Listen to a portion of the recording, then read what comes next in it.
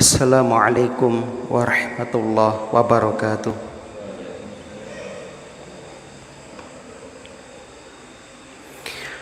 Innal hamdalillah nahmaduhu wa nasta'inuhu wa nastaghfiruh wa na'udzu billahi min syururi anfusina wa sayyiati a'malina may yahdihillahu fala mudhillalah wa may yudlil fala hadiyalah. Asyhadu an la ilaha illallah wahdahu la syarikalah wa asyhadu anna Muhammadan abduhu wa rasuluh. Qala Allahu ta'ala fil Qur'an, a'udzu billahi minasyaitonir rajim. Ya ayyuhalladzina amanu taqullaha haqqa tuqatih wala tamutunna illa wa antum muslimun.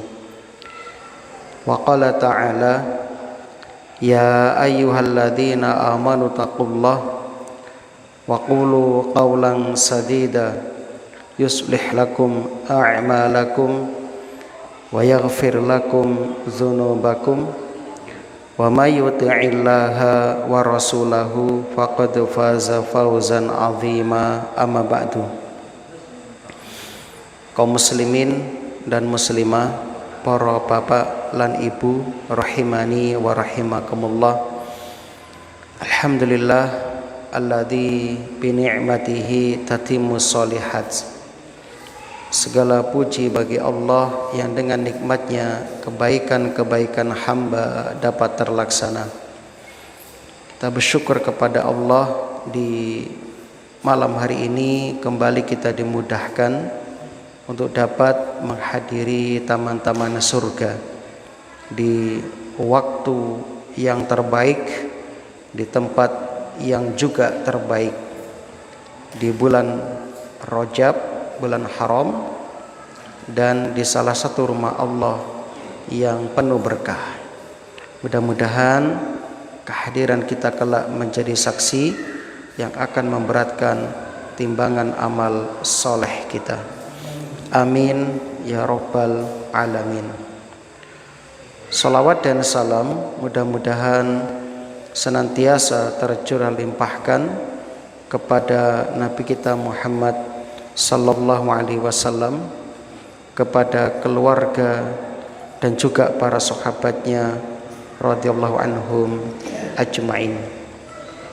Allahumma sholli wa sallim wa barik ala nabiyyina Muhammad wa ala alihi wa ashabihi wa man tabi'ahum bi ihsanin ila yaumiddin.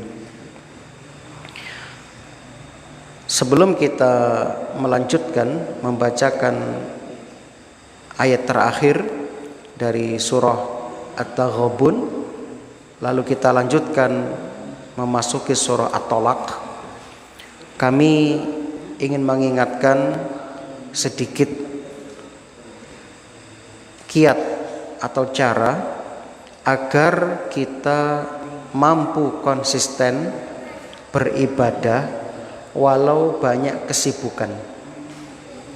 Pripun caranipun supados kololan panjenengan saged ajeg istiqomah anggenipun ngibadah senajan kololan panjenengan dalam kesibukan.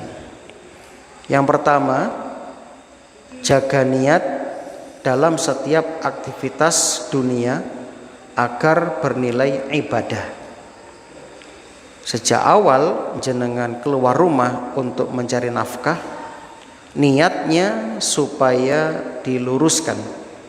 Niatnya adalah niat untuk beribadah, sehingga setiap gerak-gerik kita setiap tetesan keringat kita, hembusan nafas kita akan bernilai ibadah.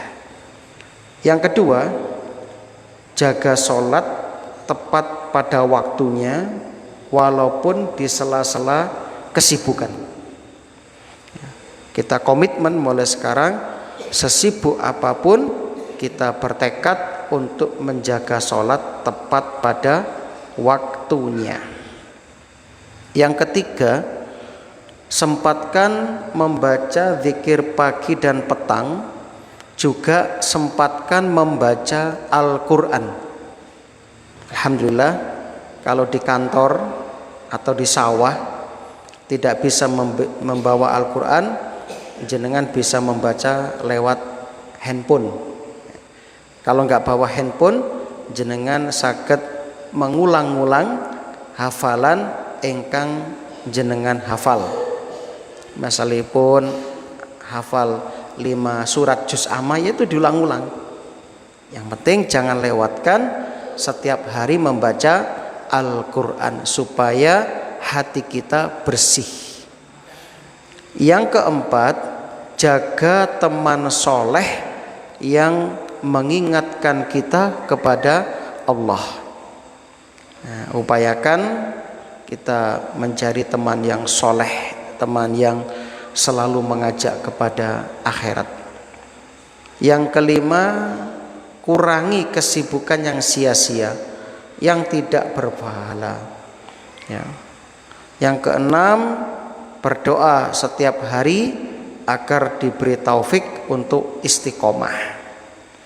Adapun yang terakhir, yang ketujuh, ingat selalu akan mati, alam kubur, akhirat, surga dan neraka. Insya Allah, sesibuk apapun kita, kalau kita menjalankan tips yang barusan kita sampaikan, insya Allah kita akan sanggup dan mampu ajak continue istiqomah. A'udzubillahi minasyaitonirrajim. Ayat 15 surah At-Taghabun.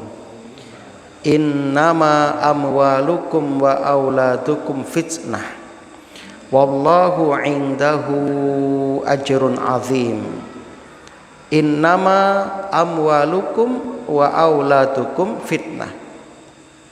Sesungguhnya harta kalian, wa auladukum, dan anak-anak kalian, fitnatun, hanyalah fitnah, cobaan bagi kalian.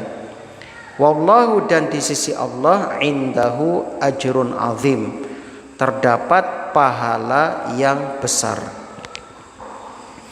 Dalam ayat ini Allah mengingatkan kembali bahwa harta-harta, anak-anak itu ujian bagi seorang hamba. Kecintaan seseorang, kecintaan kita terhadap harta-harta, terhadap anak-anak, pada dasarnya adalah sesuatu yang wajar. Wajar, ya. Sebab Allah sudah menaskan itu. Kita pasti condong ke sana. Al-malu wal banuna zinatul hayatid dunya. Harta dan anak-anak adalah perhiasan dunia. Itu sunatullah. Kalau ada orang, aku tidak suka harta, aku nggak suka anak, berarti orang itu tidak normal, perlu diperiksakan. Itu sunatullah, itu perhiasan dunia. Wal baqiyatus sholihatu, tetapi kata Allah, amalan-amalan yang kekal lagi soleh, khairun inda rabbika, lebih baik pahalanya, sawaban, pahalanya, inda rabbika, di sisi Tuhanmu, wa khairun amala, serta lebih baik untuk menjadi harapan. Al-Kahfi ayat 46. Para jamaah rahimani wa rahimakumullah. Ini yang Allah ingatkan kepada kita. Silahkan kamu cinta kepada harta, cinta kepada anak, dunia, silahkan. Tapi ingat, ada yang lebih kekal, ada yang lebih besar pahalanya. Apa itu? Amal soleh. Maka jadikan harta, jadikan anak sarana untuk menambah kebaikan-kebaikan kita. Jangan justru dengan diberi nikmat harta dan anak semakin jauh dari sang pemberi nikmat. Jangan kaum muslimin. Maka kita lihat ketika seseorang memiliki anak, bahagianya luar biasa, senang dengan anak-anaknya. Ketika punya anak, mendengar kabar istrinya itu ya positif, wah senangnya luar biasa. Ya. Begitu juga ketika kita melihat seseorang memiliki harta yang banyak, dia akan bahagia dengan hartanya. Ya. Akan tetapi perlu diingat jamaah, harta anak adalah ujian. Dan harta serta anak-anak semuanya adalah amanah dari Allah Subhanahu wa ta'ala untuk menguji kita. Maka hati-hati, jangan sampai hal tersebut, harta-harta anak-anak, membuat kita menjadi jauh dari Allah. Jangan sampai. Wallahu indahu ajrun azim. Dan di sisi Allah ada pahala yang besar. Artinya apa? Kalau kita, kololan panjenengan, ngadepi ujian ini, menunaikan amanah ini, membina anak-anak dengan pembinaan yang baik, dicarikan sekolah yang baik, ya, yang mengajarkan agama dan juga kebutuhan bekal dunia mereka. Dicarikan jodoh yang baik, teman yang soleh, teman yang solehah, ya. Lalu hartanya digunakan pada perkara-perkara yang diridhoi oleh Gusti Allah, untuk zakat ketika sudah tiba syarat waktu dan syaratnya terpenuhi, digunakan wakaf, digunakan sedekah dan sejenisnya. Maka kalau kita mampu menjalankan ini semua, mengatur dengan baik, apa janji Allah? Wallahu indahu ajrun azim. Allah memberikan kepadanya pahala yang besar. Ingat, janji Allah tidak pernah luput. Allah tidak pernah mboten nulayani janji, mesti dipun ya tepati. Fattaqullaha, maka bertakwalah kamu kepada Allah, mastata'tum, menurut kesanggupanmu, menurut kemampuanmu, wasma'u, dan dengarlah, wa ati'u, serta taatlah, wa anfiqu khairal li anfusikum, dan infakkanlah harta yang baik untuk dirimu. Jadi ketika kita infak itu untuk kita, masa kita pelit sama diri kita? Ya. Maka kaum muslimin, semakin baik yang kita keluarkan, yang kita infakkan, kita sedekahkan, semakin besar pahalanya, semakin baik ya akhirnya bagi kita juga. Wa may yuqa syuhha nafsi, dan barang siapa yang dijaga syuhha, dari medit, dari kekikiran dirinya, faulaika humul muflihun, maka itulah orang-orang yang beruntung jamaah. Jadi hakikatnya tiang ingkang medit itu rugi jamaah, nggak beruntung dia. Ya. Dunyane digenggam sampai mati, barang mati dadi rebutan ahli waris. Nah, gitu. Dalam ayat ini memerintahkan kita hamba-hamba Allah secara umum untuk bertakwa kepada Allah Subhanahu wa taala dengan semampu kita. Misalnya, tadi kan ayat sebelumnya tentang ujian atau fitnah berupa harta dan anak. Misalipun panjenengan berusaha untuk mengurus anak-anak, istri-istri dalam pengaturan pengeluaran hartanya, diurus ya. Istri jatahnya sekian, anak sekian sekian sekian. Maka dia harus berusaha untuk mengatur dan mengurus itu sesuai dengan kemampuannya. Sesuai dengan kemampuannya. Itu jamaah. Itu maksudnya. Ya. Ketika Anda menjalankan amanah, jalankan semampunya. Artinya apa? Dipenuhi dulu sebab-sebab mendapatkan kebaikan. Kalau nggak sanggup, ya sudah serahkan kepada Allah karena nggak mampu. Nah,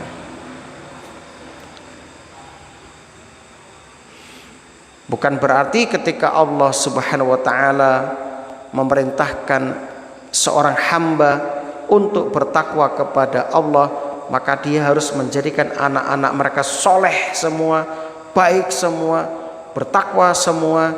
Begitu juga istrinya jadi solehah semua. Tidak mesti demikian. Sebab apa? Ini perkara yang sulit dilakukan oleh seseorang. Sulit ya. Kecuali yang mendapatkan hidayah. Tapi jangan putus asa. Sebab tugas kita itu menunaikan amanah semampu kita, menunaikan kewajiban semaksimal kita. Ketika mendidik, didiklah dengan semaksimal kita. Ketika menasihati, nasihati dengan semaksimal kita, dengan penuh kesabaran dan sedikit-sedikit bertahap. Itu caranya. Nah, namun kebanyakan di antara kita kurang sabar dalam mendidik, sehingga banyak orang tua yang gagal, tidak berhasil mendidik anak-anak dan istri-istrinya. Banyak kaum muslimin yang berbahagia.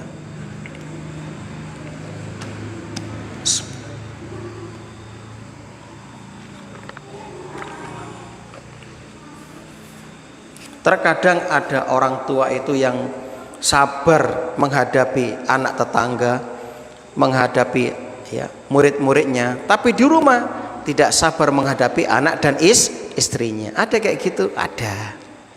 Nah, yang seperti itu.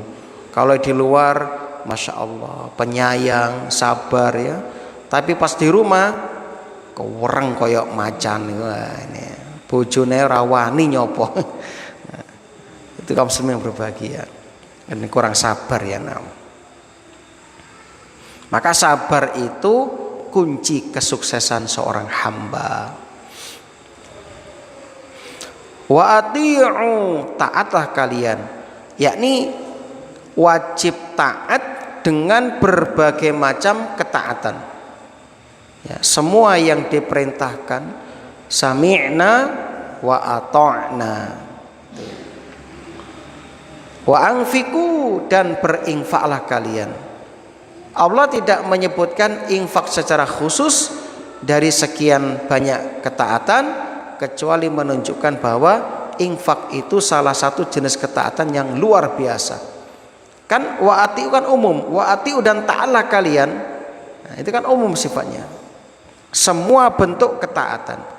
Nah, setelah menyebutkan itu, Allah sebutkan secara khusus wa anfiqu, dan berinfaklah. Padahal jamaah, ketaatan itu banyak. Ketaatan banyak modelnya, banyak macam ragamnya. Namun anehnya di sini, setelah perintah bertaat kepada Allah, Allah sebutkan infak. Berinfaklah kalian. Ini menunjukkan apa? Menunjukkan besarnya pahala, faedah yang didapatkan oleh orang yang berinfak. Banyak dalil yang menyebutkan itu jamaah. Di antaranya sabda Nabi sallallahu alaihi wasallam ing dalam hadis Muslim nomor 223. 223. Was shadaqah burhan, terus Kanjeng Nabi. Sedekah itu adalah burhan, bukti. Sedekah itu adalah bukti. Kenapa sedekah dinamakan burhan, bukti? Artinya sedekah itu bukti bahwasannya seseorang yang telah menyatakan keimanan, ya, yang telah beriman, maka buktinya dia siap untuk berinfak dan bersedekah. Nah, begitu. Jadi dalam hadis yang lain Nabi mengatakan tidak akan berkumpul dalam diri seorang mukmin antara sifat pelit dengan dermawan, itu nggak akan berkumpul, ya, nggak akan berkumpul. Jadi orang beriman itu bukan orang yang pelit, ya, bukan. Makanya orang beriman itu siap ketika diperintah untuk berinfak. Jadi kaum muslimin, kalau kita menyimpan harta, disimpan sampai kita tua, akhirnya meninggal, ya eman-eman. Anda nggak bawa mati harta kok, ya. Yang dibawa itu amal soleh. Maka mumpung masih hidup, kalau sanggup wakaf dan wakaf. Kalau nggak sanggup, ya perbanyak infak, perbanyak sedekah. Ya minimal orang-orang yang menjadi amanah kita dicukupilah kebutuhan itu. Insya Allah kalau kita dermawan terutama kepada istri kita, anak kita, insya Allah nasihat-nasihat yang kita sampaikan akan mudah diterima, ya. Dan Allah tidak menuntut semuanya, tidak.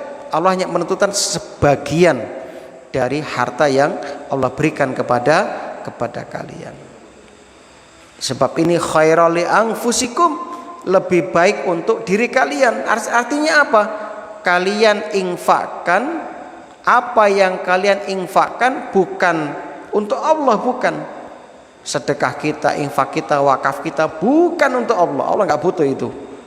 Tapi infak kita menjadi bekal, menjadi sangu bagi kita untuk perjalanan yang kekal abadi setelah kematian.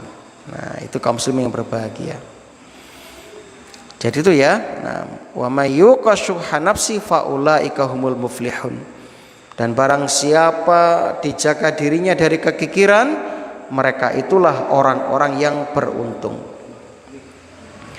Ayat ini menunjukkan apa, jamaah? Ayat ini menunjukkan bahwasannya asal sifat manusia itu ingin selalu memegang hartanya dan tidak ingin melepaskan dari tangannya. Itu hukum asal. Sinten kemawon menungso pasti ya seneng dengan menyimpan harta.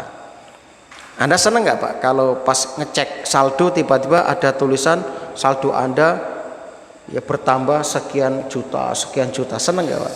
Seneng. Ya. Nggak tahu. Yang jelas ya kita kerja. Nah, atau punya perusahaan di luar. Saya punya cerita unik. Kemarin pada asar saya sama anak saya iseng-iseng ngecek ATM saya di Indomaret. Tak cek saldonya keluar seret berapa Pak? 5 miliar. Saya guyu, iki salah ketik ya, ATM-nya rusak oleh. Oh saya gak punya uang, tiba-tiba keluar krek tak lihat, loh kok 5 miliar ya. Saya mikir iki apa duit nyasar, apa enek koruptor salah masuk ya. Belum tak cek lagi ya, karena saya yakin itu nggak ada isinya ATM saya itu. Saya tahu cuma ada berapa ratus. Lah kok pas tak cek metu 5 miliar. Guyok nih Jan, ini HP saya ini. Ya, tak biarkan ya. Kok moro-moro ada polisi ngomong. Sama tetangga teman saya, anu Sat, durusat, nanti ada yang salah, teman dituduh. Walah, bene wis gak kira salah ngetik ini mesinnya, error ini. Error mesinnya. Nah. Jadi jamaah yang berbahagia, itu hukum asal. Semua orang itu abot untuk melepas hartanya, itu semuanya. Makanya untuk hal ini dilatih Pak, sedikit demi sedikit. Dilatih sedekah yang ringan setiap ke masjid ya 2.000 misalnya, terus dirutinkan. Nanti lama-lama akan termotivasi. Oh ya, seberang tahun kok 2.000 wae. Nah, tak tambah wis. Nanti begitu dia mudahkan rezekinya. Wis yakin wis. Yakin wis orangnya. Nah, tambah lagi, tambah. Nah, nanti bisa dicek. Ya, Jumatan makin bertambah enggak? Nah, mosok sudah disampaikan dalil, sampaikan ayat oleh Jumatan pancet. Insya Allah mudah-mudahan bertambah ya. Yakinlah Pak, nanti diganti sama Allah. Diganti sama Allah. Ya, kita sedang berinteraksi bisnis dengan zat yang maha kaya. Coba kira-kira bagaimana kalau ya Anda datang kepada presiden yang banyak uangnya atau raja yang memiliki seluruh ya negara, seorang raja ngasih Anda uang, nyata kayak duit. Tiba-tiba ya, uangnya Anda itu dibelanjakan habis. Ketemu mana bisa raja, piye? Raja duit entek, gak usah khawatir. Ya, seperti itulah. Kita tuh sedang ya berhadapan dengan yang maha kaya. Ya, kalau habis minta lagi sama Allah yang maha kaya, Allah yang memerintahkan. Ya, aku yang ngasih rezeki kepada kalian, minta sama aku kata Allah. Nah, itu kaum muslimin yang berbahagia. Ya, jadi terus ya dilawan ya. In tuqridullaha qardan hasana yudha'ifhu lakum wa yaghfir lakum wallahu syakurun halim. Jika kalian meminjamkan kepada Allah dengan pinjaman yang baik, niscaya Allah melipat gandakan balasannya untuk kalian. Cukup? Enggak cukup. Wa yaghfir lakum, Allah mengampuni kalian. Wallahu syakurun halim, dan Allah maha mensyukuri, halim lagi maha penyantun. Allah itu asyakur, pasti akan membalas. Itu Allah, sifat Allah, nama Allah juga asyakur. Alimul ghaibi wa syahadati, Allah itu yang maha mengetahui nyata sing ketok. Al-Azizul Hakim, yang maha perkasa lagi maha bijaksana. Perhatikan di sini Allah menamakan infak yang kita keluarkan dengan pinjaman. Seakan-akan Allah Subhanahu wa taala seakan-akan meminjam kepada kita. Dan kita harus yakin jika Allah meminjam harta kepada kita, pasti akan dikembalikan oleh Allah Subhanahu wa taala oleh zat yang maha ghani, yang maha sugih, yang maha kaya. Jadi kaum muslimin, apa yang kita keluarkan untuk berinfak maka akan dihitung, dianggap pinjaman oleh Allah Subhanahu wa taala, dan Allah pasti mengembalikan, dan Allah tidak pernah menyelisihi janjinya. Bahkan Allah membalasnya nggak main-main. Satu kebaikan dilipat gandakan sampai 700, bahkan sampai berlipat-lipat, tergantung keikhlasan kita. Semakin panjenengan ikhlas anggenipun infak sedekah, semakin besar pahalanya. Senajan infak jenengan setitik, ya, itu akan dibalas dengan yang besar. Ya, itu kaum muslimin. Bahkan dosa kita diampuni jamaah, dilipat gandakan, diampuni ya. Wallahu syakurun halim, dan Allah maha mensyukuri lagi maha penyantun. Allah Subhanahu wa taala di akhir ayat ingin mengatakan Allah berterima kasih, padahal tidak ada jasa sedikit pun seorang hamba terhadap Allah Tuhannya, enggak ada. Uang rezeki yang kita dapatkan itu dari Allah asalnya. Semua yang kita miliki itu milik Allah, termasuk ruh kita, nyawa kita. Tapi Allah di sini memposisikan dirinya sebagai peminjam, peminjam harta. Nah, jadi seakan-akan demikian kaum muslimin. Itu ya. Jadi sekali lagi, kita itu tidak punya apa-apa. Kita tidak memiliki jasa apapun kepada Allah, karena hakikatnya ketika kita beramal soleh itu semua amal kita kembali untuk diri kita sendiri. Dan jangan lupa, yang menjadikan kita mudah beramal soleh itu siapa? Allah Subhanahu wa ta'ala. Itu kaum muslim yang berbahagia. Nah, taib, sebelum kita akhiri, kita sampaikan muqaddimah dulu. Muqaddimah tentang surah At-Tolak. Surah ini cuma ada 12 ayat. Ya, upayakan dihafal ya. Nah. Jamaah yang berbahagia, sekali lagi penting ya. Sangat-sangat penting bagi kita untuk mempelajari tafsir dan kandungan Al-Quran agar kita bisa mengamalkannya sebagaimana dikatakan oleh Fudail bin Iyad rahimahullah. Beliau mengatakan, innama unzilal Qur'anu liyu'mala bih fattakhadhan nasu qira'atahu amalan. Ya. Sesungguhnya Al-Quran itu diturunkan semata-mata untuk diamalkan, sedangkan manusia menjadikan membaca sebagai amalannya. Nah, ini ya, ada penurunan di sini. Jadi membaca itu sudah dianggap mengamalkan, padahal tidak hanya seperti itu. Jadi Imam Fudail bin Iyad itu ingin mengingatkan, banyak orang yang membatasi dirinya dari Al-Quran dengan hanya mempelajari tajwid dan tahsin.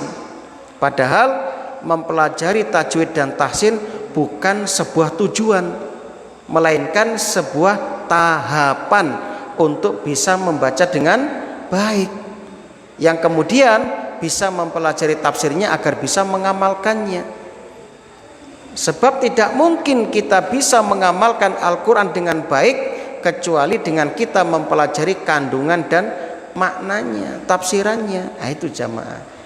Jadi maksudnya beliau itu, kita harus jangan hanya fokus belajar tajwid tahsin, tapi bagaimana kita berusaha untuk meningkat lagi dengan mempelajari kandungan-kandungan ayatnya dan mengamalkannya. Ibnu Qayyim mengatakan, faqira'atu ayatin bitafakkurin wa tafahumin khairun min qiraati khatsmatin bi ghairi tadabburin wa tafahumin.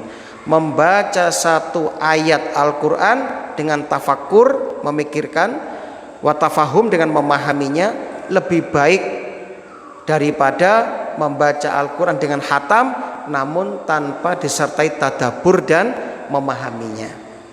Jadi kita berusaha untuk membaca dengan baik dan memahaminya dan nanti mengamalkannya. Nah, mungkin ada yang mau ditanyakan sebelum kita akhiri. Kalau bisa kita jawab, kalau nggak bisa insya Allah kita carikan jawabannya.